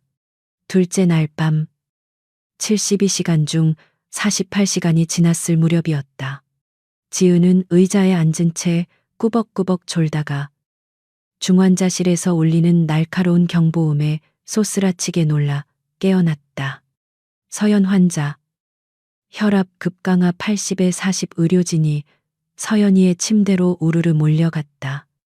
지은은 유리창에 이마를 밟고 그 광경을 지켜보며 숨도 쉬지 못했다. 안 돼. 서연아. 제발. 김영훈 교수가 직접 달려와 무언가를 지시했다. 몇 분간의 사투가 벌어졌다. 다행히 혈압은 천천히 다시 오르기 시작했다. 지은은 다리에 힘이 풀려 그 자리에 주저앉았다. 심장이 입 밖으로 튀어나올 것 같았다. 그때 야간 근무를 하던 최 간호사가 그녀에게 다가왔다. 그녀는 지은보다 나이가 조금 더 많아 보이는 선한 눈매의 간호사였다. 보호자님, 지금 당장 저랑 어디 좀 가셔야겠어요. 그녀가 지은의 팔을 거의 강제로 잡아 일으켰다. 어딜? 전 못 가요. 애들 곁에 있어야. 이러다 보호자님이 먼저 쓰러지시면 나중에 애들 깨어났을 때 누가 돌볼 겁니까? 제가 10분만 시간 드릴게요. 1층 편의점 가서 뭐라도 마시고 오세요. 이건 명령입니다. 최 간호사의 단호하지만 따뜻한 어조에 지은은 저항할 힘도 없이 이끌려 나왔다. 병원 1층 로비의 24시간 편의점은 한밤중에도 환자들과 보호자들로 드문드문 불이 켜져 있었다. 지은은 48시간 만에 처음으로 중환자실 복도를 벗어났다. 그녀는 비틀거리며 편의점 안으로 들어섰다. 환한 형광등 불빛에 눈이 부셨다. 그녀는 무엇을 사야 할지도 몰랐다. 그저 최 간호사의 말을 따르기 위해 냉장고에서 삼각김밥 하나와 따뜻한 두유 한 팩을 집어들었다. 계산대로 향하던 그녀는 극심한 현기증과 피로감에 몸을 휘청였다. 그녀의 손에서 삼각김밥이 바닥으로 툭 떨어졌다. 그녀가 멍하니 그것을 내려다보며 웅크리고 앉아 김밥을 주우려 했다. 그때였다. 그녀의 옆에 멈춰선 휠체어 바퀴가 보였다. 그리고 낡은 환자복을 입은 손 하나가 그녀가 떨어뜨린 삼각김밥이 아닌 선반에 있던 새로운 삼각김밥 하나를 집어드는 것이 보였다. 지은이 고개를 들었다. 며칠 전 복도에서 스치듯 보았던 그 환자복 차림의 노인이었다. 그는 링거폴대를 옆에 세운 채 휠체어에 앉아 인자하지만 피곤해 보이는 눈으로 그녀를 내려다보고 있었다. 그는 이재현 회장이었지만 지은에게 그는 그저 똑같이 병마와 싸우고 있는 또 한 명의 환자일 뿐이었다. 아가씨. 아니, 딸 같아서 그러는데 그렇게 넋이 나가 있으면 어떡해. 이 회장의 목소리는 낮고 따뜻했다. 지은은 자신도 모르게 울컥했다. 죄송합니다. 제가. 그녀는 떨어진 김밥을 주워들고 황급히 일어서려 했다. 이 회장은 그녀가 든 김밥을 가만히 보더니 자신이 새로 집은 김밥과 따뜻한 두유를 그녀의 손에 쥐어 주었다. 그건 버리고 이걸로 먹어요. 바닥이 얼마나 더러운데. 지은은 당황해서 고개를 저었다. 아니에요. 괜찮아요. 제가 계산. 됐어요. 늙은이가 젊은 사람한테 이 정도도 못 사줘서야 쓰나. 그는 그녀의 손에 그것들을 억지로 쥐어주고는 자신의 물 한 병을 계산했다. 지은은 그가 건넨 따뜻한 두유의 온기에 꽁꽁 얼어붙었던 손과 마음이 조금 녹아내리는 것을 느꼈다. 감사합니다. 어르신. 이 회장은 휠체어를 돌려 편의점을 나가려다 멈춰섰다. 그는 그녀의 옷에 붙어 있는 소아 중환자실 보호자 출입증을 힐끗 보았다. 위에 자식이라도 입원했나 보구먼. 표정이 영 좋지 않아서 그의 무심한 듯한 한마디가 지은이 48시간 동안 억눌러왔던 모든 감정의 둑을 무너뜨렸다. 그녀는 계산대 앞에서 낯선 노인 앞에서 삼각김밥을 든 채 어린아이처럼 엉엉 울기 시작했다. 우리 애들이 죽을지도 모른대요. 제가 잘못해서. 그녀는 두서없이 울부짖었다. 편의점 아르바이트생이 놀라서 쳐다봤지만 이 회장은 조용히 손짓으로 그를 제지했다. 그는 지은이 울음을 그칠 때까지 잠자코 기다려 주었다. 한참을 울던 지은이 흐느끼며 고개를 숙였다. 죄송합니다. 어르신 앞에서. 이 회장은 한숨을 내쉬었다. 죄송할 게 뭐 있어. 울고 싶으면 울어야지. 그는 지은을 바라보며 말했다. 아가씨, 이건 긴 싸움이야. 보호자가 먼저 쓰러지면 그 싸움은 지는 거야. 아이들도 엄마가 강해야 버티는 법이라고. 그의 목소리에는 연민이 아닌 같은 고통을 겪어본 사람의 단단함이 묻어 있었다. 누가 그랬어? 자식이 아픈 건 부모 잘못이 아니라고. 그저 운이 나빴던 것뿐이지. 그러니까 자책 같은 거 하지 마. 지금은 먹고 버텨. 그게 당신이 할 일이야. 그는 휠체어를 밀고 편의점을 나갔다. 지은은 그가 사라진 입구를 멍하니 바라보았다. 따뜻한 두유팩이 그녀의 손바닥을 데웠다. 그녀는 방금 자신을 스쳐 지나간 그 위로가 그 익명의 후원자가 내민 8천만 원보다 더 절실했을지도 모른다는 생각을 했다. 그녀는 눈물을 닦고 두유팩을 뜯었다. 72시간 중 이제 마지막 24시간이 남아 있었다. 따뜻한 두유 한 팩이 한지은의 얼어붙었던 속을 천천히 녹여내렸다. 48시간 만에 처음으로 위에 들어온 음식이었다. 그녀는 낯선 노인 앞에서 어린아이처럼 울어버린 자신이 너무나 부끄러워 고개를 들 수 없었다. 계산대 옆에 서서 그녀는 겨우 흐느낌을 삼키며 작은 목소리로 말했다. 죄송합니다. 어르신, 제가 너무 경황이 없어서.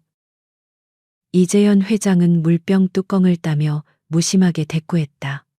경황이 없을 만하지. 오죽하면 그랬겠어. 그는 그녀를 재촉하지도 떠나지도 않고 그저 묵묵히 그녀가 마음을 추스를 때까지 기다려 주었다. 편의점 안에는 냉장고의 윙윙거리는 소리와 지은의 억눌린 흐느낌만이 감돌았다. 잠시 후 지은은 붉게 충혈된 눈을 들어 그를 바라보았다.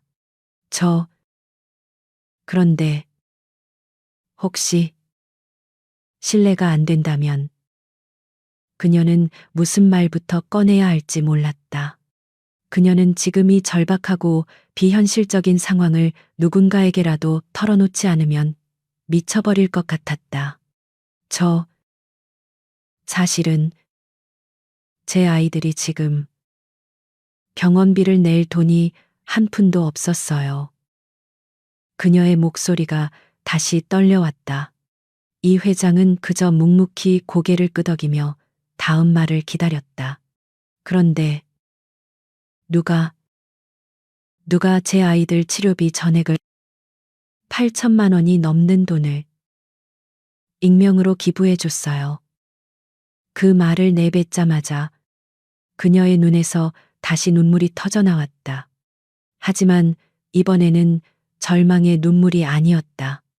그것은 이해할 수 없는 거대한 은혜 앞에서 느끼는 혼란과 두려움의 눈물이었다.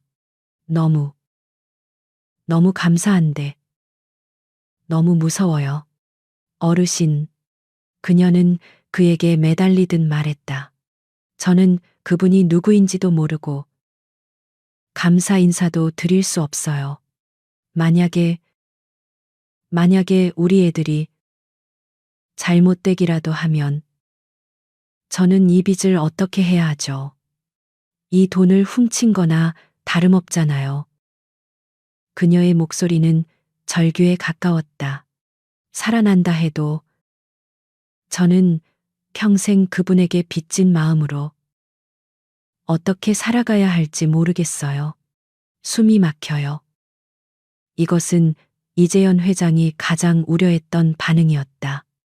그는 자선이 때로는 구원이 아니라 또 다른 굴레가 될 수 있음을 잘 알았다.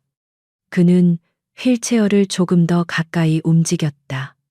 그의 목소리는 여전히 낮고 차분했지만 그 안에는 거스를 수 없는 힘이 실려 있었다. 아가씨, 그가 입을 열었다. 그 돈을 낸 사람이 왜 그랬다고 생각해 지우는 고개를 저었다. 모르겠어요. 그저 불쌍해서. 이 회장은 희미하게 웃었다. 아니, 사람은 그렇게 큰 돈을 단순히 불쌍해서 내지는 않아. 그는 편의점 창밖, 어둠이 서서히 걷히는 새벽 풍경을 바라보며 말을 이었다. 어쩌면 그 사람은 아가씨를 위해서가 아니라 자기 자신을 위해서 그랬을지도 몰라. 오래전에 지키지 못했던 약속이 있었거나 갚지 못했던 빚이 있었거나 혹은 너무 늦게 깨달아 버린 어떤 후회 같은 것 말이야. 그 사람은 아가씨를 구한 게 아니라 자기 자신의 과거를 구원하고 싶었을지도 모른다는 뜻이야. 지은은 그의 말을 완전히 이해할 수는 없었지만 그 말 속에 담긴 깊은 슬픔을 어렴풋이 느낄 수 있었다. 이 회장은 다시 지은을 바라보았다. 진짜 은혜라는 건 말이야. 값을 매길 수 없는 거야. 그걸 갚아야 한다고 생각하는 순간, 그건 더 이상 은혜가 아니라 거래가 되는 거지. 그 사람은 아가씨랑 거래를 한 게 아닐세. 그러니 빚졌다는 생각일랑 버려. 하지만 어떻게. 지은이 반문하려 하자 그가 손을 들어 막았다. 갚을 방법을 찾지 마. 그 사람도 그걸 원하지 않을 테니까. 대신에 그 은혜를 이어주는 거야. 이어 준다고요. 그래. 이 회장은 고개를 끄덕였다. 그 사람은 아가씨한테 돈을 준 게 아니야. 다시 일어설 수 있는 기회를 준 거지. 그러니 그 기회를 헛되이 쓰지 마. 지금 당장은 아가씨가 받은 그 은혜가 너무 커서 감당이 안 되겠지만 그냥 가슴 한쪽에 묻어둬. 그리고 그는 지은의 눈을 똑바로 바라보았다. 그 눈빛은 한 기업의 총수가 아닌 인생의 모든 풍파를 겪어낸 한 노인의 그것이었다. 열심히 살아. 아가씨가 할 일은 그것뿐이야. 어떻게든 버텨내고 아이들 건강하게 키우고 그렇게 악착같이 살아. 그는 잠시 숨을 골랐다. 링거 바늘이 꽂힌 그의 손등이 파르르 떨렸다. 그러다 보면 언젠가 아가씨도 누군가를 도울 수 있는 날이 오겠지. 그게 8천만 원이 아니어도 좋아. 단돈 10,000원이라도. 아니면 오늘 나처럼 따뜻한 두유 한 팩이라도. 오늘 아가씨가 절망의 바닥에 쓰러져 있을 때 누군가 손을 내밀어 줬듯이 언젠가 아가씨 눈에 그런 사람이 보이거든. 그때 망설이지 말고 그 손을 내밀어줘. 그게 보이지 않는 빚을 갚는 유일한 방법이야. 갚는 게 아니라 그렇게 세상으로 다시 흘려보내는 거지. 그의 말은 지은의 혼란스러운 마음을 관통하는 빗줄기 같았다. 빚이라는 단어에 갇혀 질식해가던 그녀에게 이어준다는 새로운 관점을 제시해 주었다. 그것은 부채감이 아니라 살아내야 할 책임감이었다. 그녀는 더 이상 훔친 돈을 받은 죄인이 아니었다. 그녀는 누군가의 간절한 염원이 담긴 기회를 전달받은 전달자였다. 이 깨달음은 그녀에게 지난 48시간 동안 잃어버렸, 아니, 평생 가져본 적 없었던 이상한 용기를 주었다. 그녀는 이제 마지막 24시간을 버텨낼 힘을 얻었다. 지은은 눈물을 닦고 그를 향해 깊이 고개를 숙였다. 어르신, 정말, 정말 감사합니다. 이재현 회장은 엷은 미소를 지었다. 다 됐네. 늙은이 잔소리 들어주느라 욕봤어. 그는 휠체어를 돌리려다. 아까 지은이 떨어뜨렸던 삼각김밥을 떠올렸다. 그는 그녀의 손에 들린 새 김밥을 가리켰다. 그리고 그것도 마저 먹어. 지금은 자책할 때가 아니라 버틸 때라고 했잖아. 먹어야 버티지. 그는 그 말을 남기고 휠체어를 밀어 편의점을 나갔다. 띠링 하는 편의점 문소리가 유난히 선명하게 들렸다. 지은은 그가 사라진 입구를 한참이나 바라보았다. 그녀는 차가운 삼각김밥 포장을 뜯었다. 아무 맛도 느껴지지 않았지만 그녀는 꾸역꾸역 그것을 씹어 삼켰다. 살기 위해서가 아니라 버티기 위해서였다. 열심히 살자. 그리고 이어주자. 그녀는 그 노인의 말을 가슴에 새겼다. 이제 72시간의 고지 중 가장 어둡고 긴 마지막 하루가 남아 있었다. 그녀는 두유팩을 다 비우고 남은 삼각김밥을 주머니에 쑤셔 넣었다. 그리고 다시 아이들이 기다리는 그 전쟁터. 소아 중환자실 복도를 향해 걸어갔다. 그녀의 발걸음은 여전히 무거웠지만 더 이상 도망치듯 비틀거리지는 않았다. 한지은이 소아 중환자실 앞 복도로 돌아왔을 때 그녀는 더 이상 몇 시간 전에 절망에 빠진 여자가 아니었다. 뱃속을 데운 따뜻한 두유의 온기와 주머니 속 삼각김밥의 묵직함이 아니었다. 그녀를 변화시킨 것은 이름 모를 그 노인이 그녀의 부채감을 덜어주고 대신 심어준 삶에 대한 책임감이었다. 열심히 살아. 그리고 이어줘. 그 말은 그녀의 무너진 자존감 밑바닥에 밝힌 단단한 기둥이 되었다. 그녀는 더 이상 아이들의 생명을 구걸하는 피해자가 아니었다. 그녀는 아이들의 곁에서 그리고 자신에게 주어진 이 기적 같은 기회 곁에서 그것을 지켜내야 할 책임자였다. 그녀는 의자에 앉았지만 더 이상 웅크리지 않았다. 허리를 펴고 그녀는 72시간의 마지막 고지를 정면으로 마주했다. 마지막 24시간은 이전의 48시간보다 몇 배는 더 잔인하게 흘러갔다. 아이들의 상태는 롤러코스터를 탔다.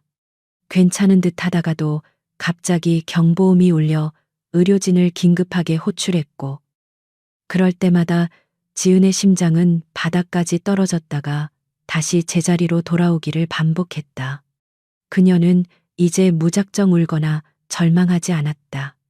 대신 두 손을 모으고 그 노인의 말을 주문처럼 외웠다. 버텨야 해. 나도 버티고 우리 애들도 버텨야 해. 그녀는 편의점에서 사온 나머지 삼각김밥을 모래알처럼 씹어 넘겼다. 맛은 없었지만 그것은 버티기 위한 의식이었다. 마침내 지옥 같던 72시간이 끝나는 시점이 다가왔다. 시술을 집도했던 김영훈 교수가 다시 중환자실로 들어섰다. 그의 얼굴은 며칠간의 긴장으로 돌처럼 굳어 있었다. 그를 따라 여러 명의 의료진이 분주하게 움직였다. 지은은 직감했다. 지금이 바로 아이들의 심장이 스스로 뛸 수 있는지 시험해 볼 그 순간이라는 것을. 그녀는 유리창 앞으로 다가가 차가운 유리에 이마를 기댔다. 민준아, 서연아, 힘내. 엄마, 여기 있어. 할 수 있어. 의료진은 먼저 오빠인 민준이의 침대 곁에 모였다. 김 교수는 차트를 확인하고 간호사에게 무언가를 지시했다. 지은은 그들이 ECMO 기계의 설정을 조작하는 것을 보았다. 기계의 지원을 서서히 줄여 민준이의 심장이 스스로 그 부하를 감당할 수 있는지 확인하는 이탈 시도 위닝 어템트였다. 지은은 숨을 죽였다. 그녀의 눈은 민준이의 침대 위에 달린 모니터에 고정되었다. 기계 지원이 줄어들자 민준이의 혈압 수치가 불안정하게 흔들리기 시작했다. 삐삐삐 경고음의 간격이 짧아졌다. 아이의 산소 포화도 수치가 90. 빠스우. 빠스. 급격하게 떨어졌다. 안 돼. 지은이 자기도 모르게 신음을 내뱉었다. 김 교수가 낮고 단호하게 외쳤다. 다시 풀 서포트, 풀 서폴로 돌려 의료진이 급하게 기계를 다시 조작했다. 경고음이 잦아들고 민준이의 바이탈 수치는 기계의 도움을 받아 겨우 다시 안정권으로 돌아왔다. 실패였다. 민준이의 심장은 아직 돌아올 준비가 되지 않은 것이었다. 지은은 가슴이 무너져 내리는 것 같았다. 하지만 그녀는 주저앉지 않았다. 괜찮아. 민준아. 괜찮아. 조금만 더. 그녀는 울지 않고 오히려 유리창을 향해 필사적으로 속삭였다. 잠시 후 김 교수가 무거운 얼굴로 상담실에서 그녀를 불렀다. 보호자님, 보신 그대로입니다. 민준 군은 아직 심장 기능이 회복되지 않았습니다. ECMO 이탈에 실패했습니다. 지은은 입술을 깨물었다. 그럼 이제 어떻게? 김 교수는 한숨을 쉬었다.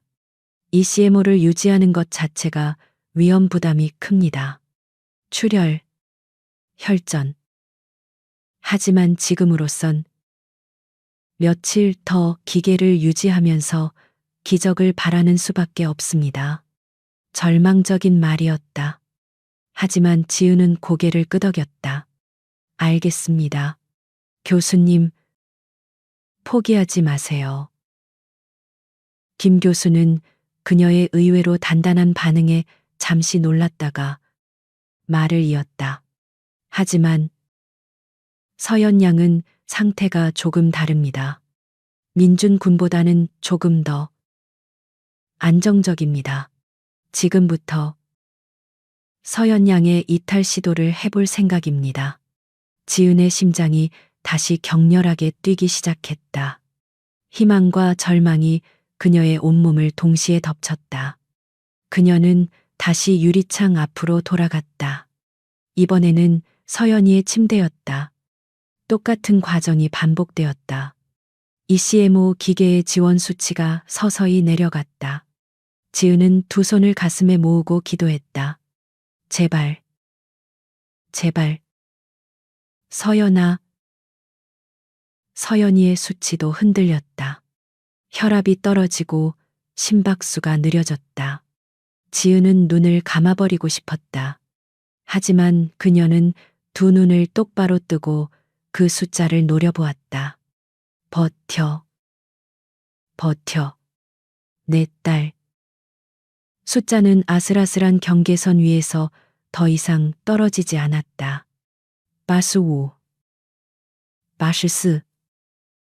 바스우. 바실료.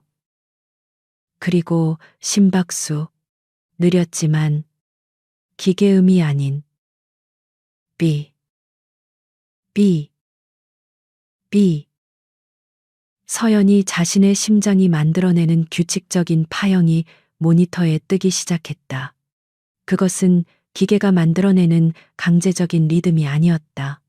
미약했지만 분명한 생명의 고동이었다. 의료진 사이에서 나지막한 탄성이 터져 나왔다. 뛴다. 자발 박동. 돌아왔습니다. 김 교수도 믿기지 않는다는 듯 모니터를 주시했다. 그는 몇 분 더 신중하게 상태를 지켜본 뒤 마침내 고개를 끄덕였다. 에크모. 제거 준비해. 지은은 그 광경을 보고도 아무 소리도 내지 못했다. 그녀는 그 자리에 스르르 주저앉았다. 하지만 이번에는 다리에 힘이 풀려서가 아니었다. 그녀는 복도 바닥에 이마를 대고 소리 없이 눈물을 쏟아냈다. 감사의 눈물이었다.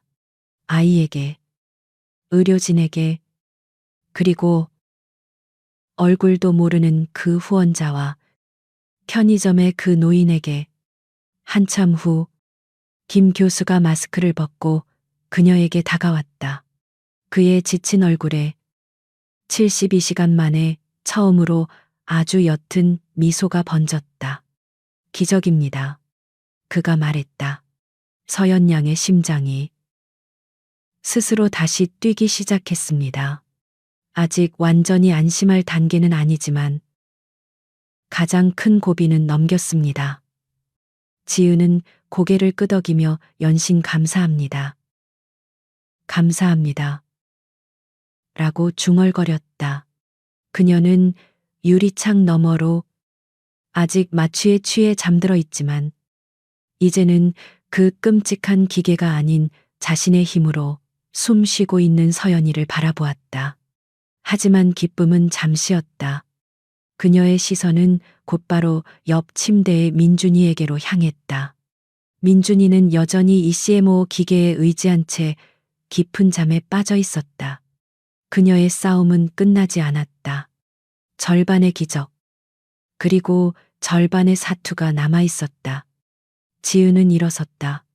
그녀는 서연이의 침대를 향해 감사의 미소를 보낸 뒤 다시 민준이의 침대를 향해 섰다. 그녀는 이제 두려워하거나 절망하지 않았다.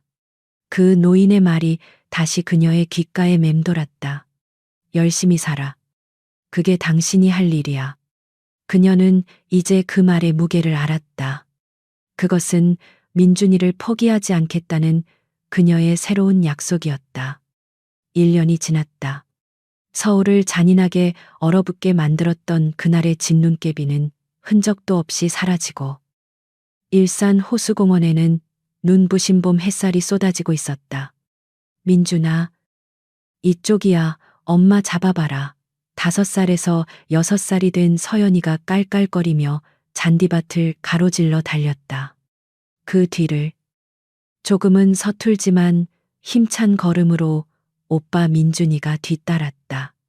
서연아, 같이 가. 너 또 넘어지겠다. 민준이의 외침은 또래 아이들처럼 맑고 힘찼다. 벤치에 앉아 아이들을 지켜보는 한지은의 얼굴에는 1년 전 고깃집의 연기와 피로에 절어있던 절망 대신 따뜻하고 단단한 평온함이 자리 잡고 있었다. 그녀는 더 이상 불판을 닦지 않았다. 집 근처의 작은 회계사무소에서 격리 보조로 일하며 아이들과 저녁이 있는 삶을 되찾은 후였다. 그날 이후 아이들의 싸움은 길고도 험난했다. 기적처럼 심장이 다시 뛴 서연이는 일주일 만에 중환자실을 나왔지만 민준이는 그 후로도 2번의 고비를 더 넘겨야 했다. ECMO는 2주를 더 유지되었고 그 과정에서 폐렴이라는 합병증까지 겪었다. 지은은 매일매일 피가 마르는 심정이었지만 편의점의 그 노인이 했던 말을 떠올리며 단 하루도 무너지지 않았다. 버텨야 해. 나도, 민준이도. 그리고 기적은 2번 일어났다. 민준이 역시 1달 반 만에 ECMO를 떼고 자신의 힘으로 숨을 쉬기 시작했다. 총 병원비는 8천만 원이 아니라 두 아이를 합쳐 2억 원을 훌쩍 넘겼지만 그 익명의 후원금은 아이들이 퇴원하는 마지막 순간까지 모든 것을 묵묵히 해결해 주었다. 오늘 지은이 아이들을 데리고 공원에 온 것은 나들이 때문만은 아니었다. 그들은 1년 만에 서울대학교 병원을 다시 찾은 길이었다. 1주년 정기 검진일이었다. 아이들은 자신들이 사경을 헤맸던 그곳을 기억하지 못하고 병원 로비를 신기한 놀이터처럼 뛰어다녔다. 1년 만에 다시 만난 김영훈 교수는 핏발 섰던 그때의 얼굴이 아닌 인자한 교수의 얼굴로 아이들을 맞았다. 그는 청진기를 대고 초음파 사진을 꼼꼼히 살핀 뒤 안경을 벗고 환하게 웃었다. 놀랍군요. 그가 말했다. 흉터는 남았지만 아이들 심장은 이제 완벽하게 정상입니다. 그날의 일은 정말 기적이었습니다. 어머님, 지은은 교수에게 90도로 고개를 숙였다. 감사합니다. 정말 교수님 덕분입니다. 김 교수는 손사래를 쳤다. 의료진이 한 일은 거들었을 뿐입니다. 아이들이 스스로 이겨낸 거지요. 그리고 그는 잠시 말을 멈췄다. 그 익명의 후원자께도 감사해야 할 겁니다. 그런 결단이 없었다면 저희는 시작도 못했을 테니까요. 그 이름은 1년이 지난 지금도 여전히 지은의 가슴을 무겁게 그리고 동시에 따뜻하게 만들었다. 그녀는 그 빚을 갚을 길이 영원히 없음을 알고 있었다. 하지만 그녀는 이제 그것을 빚이라고 부르지 않았다. 진료를 마친 지은은 아이들을 데리고 곧장 집으로 가지 않았다. 그녀는 1층 로비. 1년 전 그녀가 절망 속에 무너져 내렸던 그 복도 끝으로 향했다. 그곳에는 희망의 나무라는 이름이 붙은 병원의 사회사업팀 기부금 모금함이 있었다. 그녀는 가방에서 하얀 봉투 하나를 꺼냈다. 지난 몇 달간 그녀의 빠듯한 월급에서 매달 1만 원, 2만 원씩 떼어 모은 돈이었다. 봉투 안에는 빳빳한 10만 원권 지폐 한 장이 들어 있었다. 그녀가 지금 할 수 있는 최선이었다. 민준아, 서연아, 이리 와 볼래. 아이들이 달려왔다. 지은은 아이들의 눈높이에 맞춰 쭈그리고 앉았다.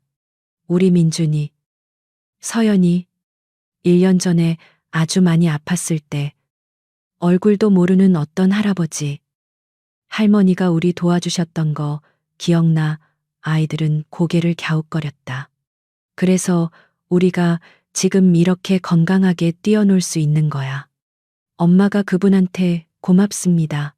인사를 하고 싶은데 그분이 어디 계신지 알 수가 없어. 지은은 봉투를 아이들의 손에 쥐어주었다. 그래서 우리는 그 감사한 마음을 이어주는 거야. 우리처럼 아픈 다른 친구들을 위해서 그분도 그걸 제일 원하실 거야. 아이들은 10만 원의 가치는 몰랐지만 이어준다는 엄마의 따뜻한 목소리는 이해했다. 민준이와 서연이가 두 손으로 봉투를 잡아 모금함의 좁은 입구 속으로 조심스럽게 밀어 넣었다. 앤드. 봉투가 떨어지는 소리가 지은의 귓가에 유난히 크게 울렸다. 그녀는 눈을 감았다. 편의점에서 만났던 그 노인의 얼굴이 떠올랐다. 그녀는 그 후로 그를 다시는 보지 못했다. 그가 누구인지, 지금은 건강하신지 아무것도 알 수 없었다. 하지만 그의 말, 갚지 말고 이어줘라는 말은 그녀 인생의 좌우명이 되었다. 그녀는 마음속으로 그에게 대답했다. 어르신, 저 지금 잘 이어주고 있어요. 열심히 살고 있어요. 지은은 아이들의 손을 잡고 병원 정문을 나섰다. 눈부신 햇살이 세 사람을 감쌌다. 엄마, 우리 이제 뭐 먹으러 가? 떡볶이. 서연이가 외쳤다.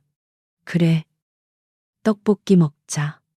오늘은 엄마가 특별히 튀김도 사줄게. 지은이 환하게 웃으며 대답했다. 세 사람이 행복하게 웃으며 병원을 막 벗어나려던 그 순간 병원 로비로 향하던 검은색 세단 한 대가 멈춰 섰고 뒷좌석에서 한 남자가 내렸다. 1년 전 낡은 환자복을 입었던 그 노인이었다. 하지만 지금 그는 완벽하게 재단된 맞춤 정장을 입고 있었고 휠체어 대신 자신의 두 발로 당당하게 서 있었다. 그는 이재현 회장이었다. 그 역시 암환치 판정 후 1년 정기 검진을 위해 병원을 찾은 길이었다. 그의 시선이 정문 앞에서 웃고 있는 세 사람에게 머물렀다.